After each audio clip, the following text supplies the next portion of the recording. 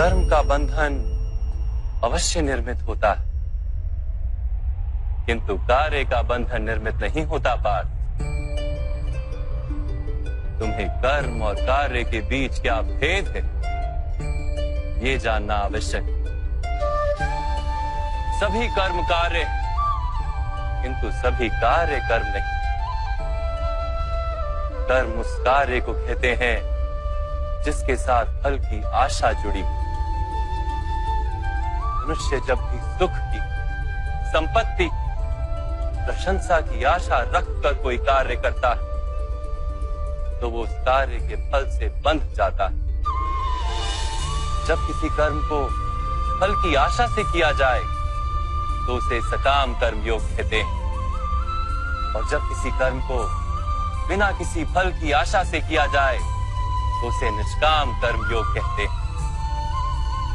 इसी कारण से उसे बार बार जन्म लेना पड़ता है। वास्तव में मनुष्य को कोई कर्म नहीं बांधता, उस कर्म से जुड़ी आशाएं उसे बांधती।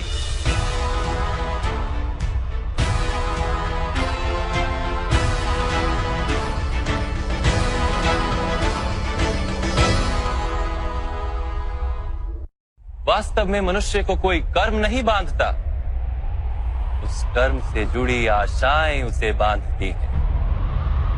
वो कैसे माधव? यदि इस युद्ध में तुम्हें विजय होने की आशा है तो पराजित होने पर तुम्हें भीषण दुख होगा, और वो दुख तुमसे कोई अन्य कार्य करवाएगा जिसके लिए तुम्हें दूसरा जन्म लेना पड़ेगा। और यदि तुम विजयी हुए तो तुम्हारा अहंकार बढ़ेगा, और वो अहंकार तुम्हें विश्व विजय के लिए प्रेरित करेगा, तुमसे हत्याएं करवाएगा और उसका पाप तुम्हें बांधेगा। विचार करो, यदि तुम्हें इस युद्ध में ना विजय का मोह और ना पराजय का भय, तो इस युद्ध के अंत में तुम्हें सुख प्राप्त होगा या दुख प्राप्त होगा?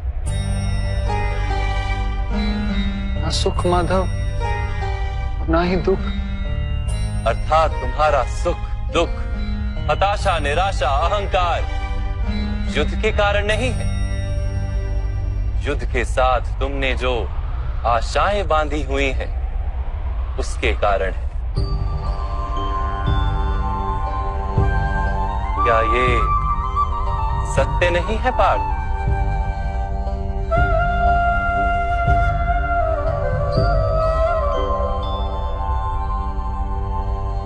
सुख दुखे समे कृत्वा लाभा लाभो जया जयो ततो युद्धाय युज्यस्व नैवं पाप मवाप्स्यसि। अर्थात सुख दुख को समान मानकर लाभ हानि जय पराजय का विचार किए बिना यदि तुम युद्ध करोगे कौन्तेय, तो तुम पाप के भागी नहीं बनोगे। इसी को कर्म योग कहते हैं। जो सांख्य का ज्ञान प्राप्त कर लेता है वो ये जान लेता है कि वो शरीर नहीं, केवल एक आत्मा है। शरीर के भोग और अनुभव तो केवल मृत्यु तक है, अर्थात वास्तविक नहीं, केवल माया है। उसके लिए कर्मयोगी बनना सरल हो जाता है। परंतु माधव, यदि कार्य से बंधन निश्चित है तो क्या संसार का त्याग करके संन्यास लेना उचित नहीं? इसी विचार का परिणाम है कि आज ये युद्ध हो रहा है पार्थ।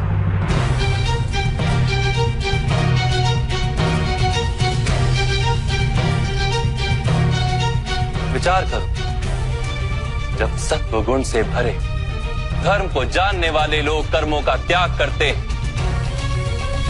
तब अधर्म से भरे लोग भी संसार को चलाते हैं।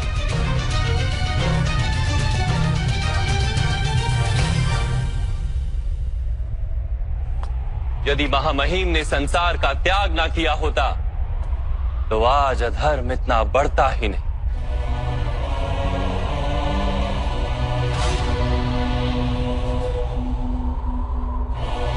और तुम्हारे पिता ने यदि संन्यास ना लिया होता तो आज भ्राता युधिष्ठिर सुख से राज कर रहे होते।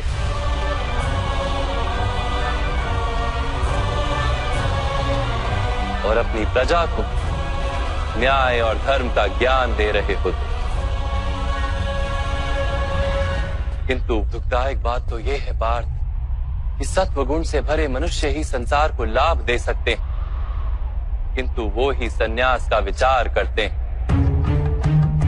जैसे जल तो भाप बनकर उड़ जाता है और कीचड़ वहीं पड़ा रहता है, वैसे सत्वगुणी सज्जन लोग तो संसार का त्याग कर देते और तमस से भरे अधर्मी लोग संसार में कार्य करते हैं। इसी कारण से संसार में पाप और अधर्म बढ़ता है।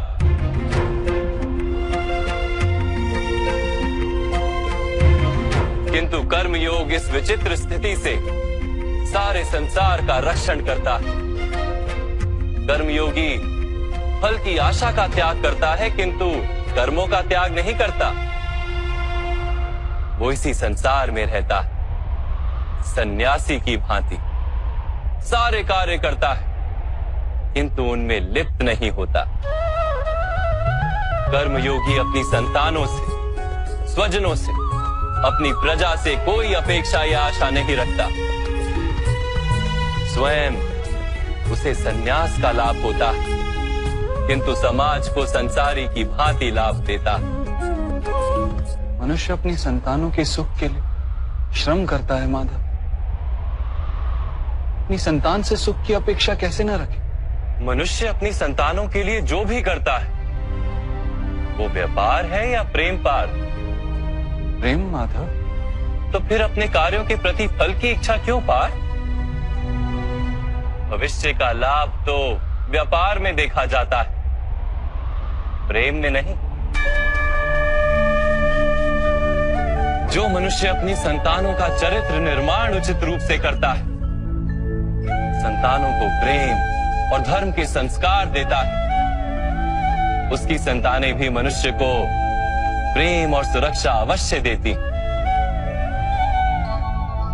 संतानों के कर्म, स्वजनों के व्यवहार उनके कर्म है पार, और जब उनके कर्मों पर हमारा कोई अधिकार नहीं होता तो उनसे आशाएं और अपेक्षाएं रखने का क्या प्रयोजन? यदि गहन विचार करोगे पार्थ तो शीघ्र ही ये जान लोगे कि जीवन में ऐसा कोई कार्य नहीं है जिसके साथ आशाएं और अपेक्षाएं जोड़ना अनिवार्य हो। जब सृष्टि ही परमात्मा है और मनुष्य स्वयं परमात्मा का अंश है, तो सारे कार्य परमात्मा ही करते हैं, मनुष्य स्वयं कुछ नहीं करता। यही कर्मयोग का मूल सिद्धांत है पार्थ।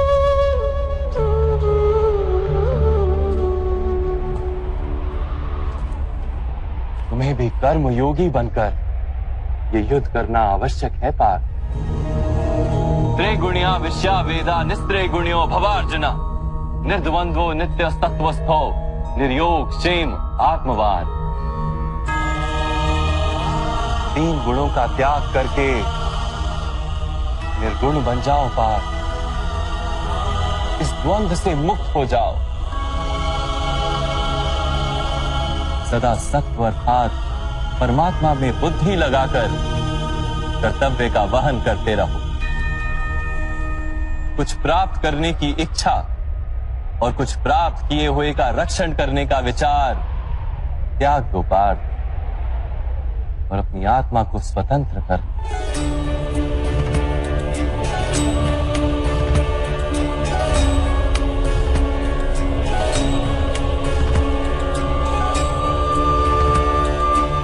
स्मरण रहे पार्थ,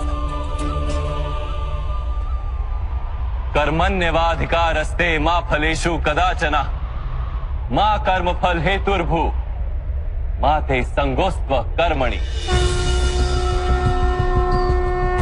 तुम्हारा अधिकार तो केवल कर्म करने का है, फल तो ईश्वर के हाथ में, इसलिए ना कर्म से भागना उचित है और ना ही कर्म के फल की आशा रखना उचित है।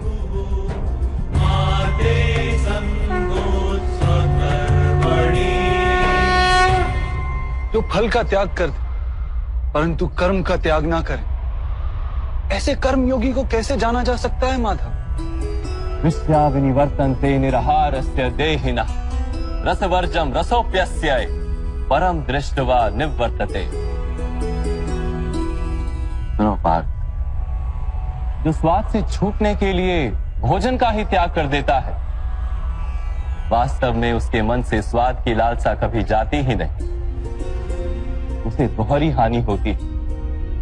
एक तो वो निर्बल हो जाता है, जिसके कारण परमात्मा को प्राप्त करने का जो प्रयत्न अनिवार्य है उसे वो नहीं कर पाता, और दूसरा, सदा ही उसका मन स्वाद की लालसा से भरा रहता है। इसलिए भोजन का त्याग करने से उत्तम है स्वाद की लालसा का ही त्याग कर दिया जाए। कर्म योगी अपने मन की सारी लालसाओं को खींच लेता है, जीवन को कर्तव्य मानकर कार्य अवश्य करता है, किंतु उन कार्यों से जुड़ता नहीं। और बात, जो व्यक्ति अपने कार्यों से आशाएं और इच्छा नहीं रखता, उसी के कार्य पूर्ण होते हैं।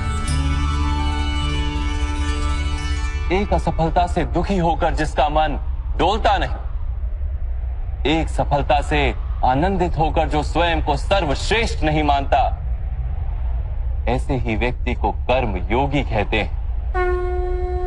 और ऐसा व्यक्ति जीवन में बार बार सफल होता है।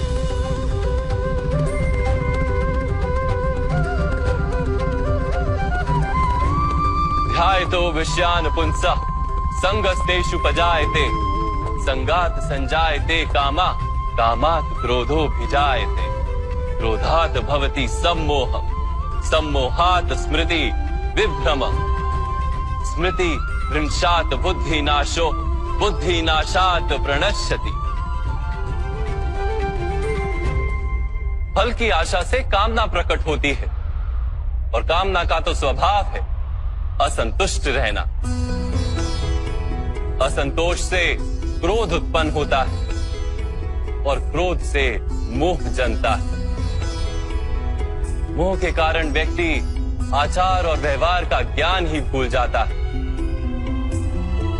ज्ञान के जाने से बुद्धि चली जाती है, अनुचित प्रकार के कार्य होने लगते हैं, और समाज ऐसे व्यक्ति का शत्रु बन जाता है। और अंत में ऐसे मनुष्य पूर्णतः पतन हो जाता है।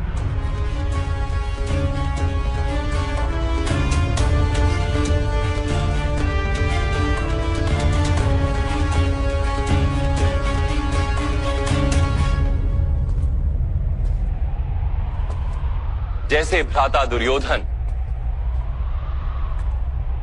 उनके सेनापति महामहिम उनके ही शत्रु हैं, और तुम्हें विजय का आशीर्वाद दिया।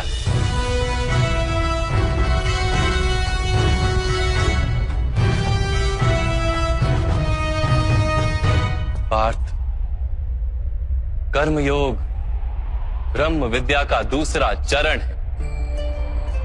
परमात्मा में अपनी बुद्धि स्थिर करो, स्वयं को आत्मा जानो, मिथ्या बंधनों से मुक्त हो जाओ, और फल की आशा का त्याग करके केवल कर्म करते रहो।